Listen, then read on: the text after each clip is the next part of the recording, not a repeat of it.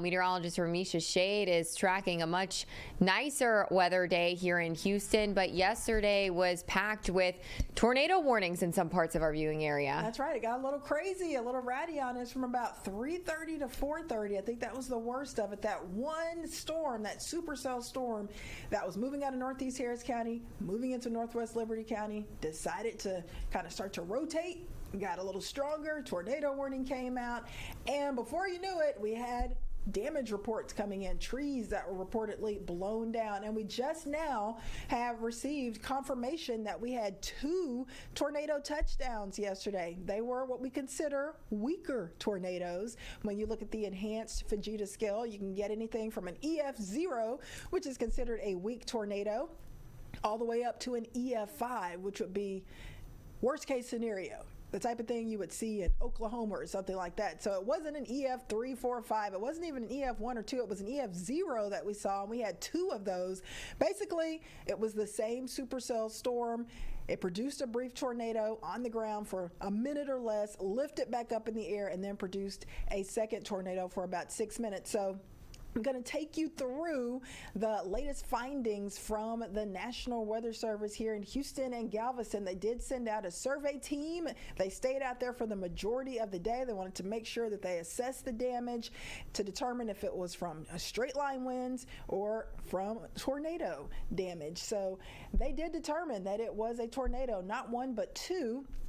But the tornadoes were produced by that same storm. So here are the preliminary tornado reports. The Plum tornado segment number 1 was an EF0, peak winds of 80 miles per hour. Keep in mind, an EF0 tornado can be anywhere from 65 to 85 miles per hour. So on the higher end of an EF0, still considered a weaker tornado, but enough to do damage, as you saw. Path length was about 0.28 miles, and the path width was about 65 yards. So this first tornado touched down for a minute or less around the intersection of County Road 3708 and County Road 3709. So it was a brief one. It lifted up in the air, but then that rotation started to get a little bit stronger in that cell, and then we saw another tornado touchdown from this same storm. So this second tornado touchdown, we'll call it the Plum tornado segment number 2. It was also an EF0. Peak winds with this one, 85 miles per hour. So that would be called a higher end EF0, since winds in an EF0 are from 65 to 85 miles per hour. So peak winds at 85 miles per hour, path length 1.76 miles. So this one was on the ground a good bit longer, and the path width 120 yards. So this one was a little bit larger. So the first one on the ground for a minute or less, the second one touched down for about 6 minutes from about 3:27 to 3:33 p.m. yesterday around FM 1010 and Wooden Lane.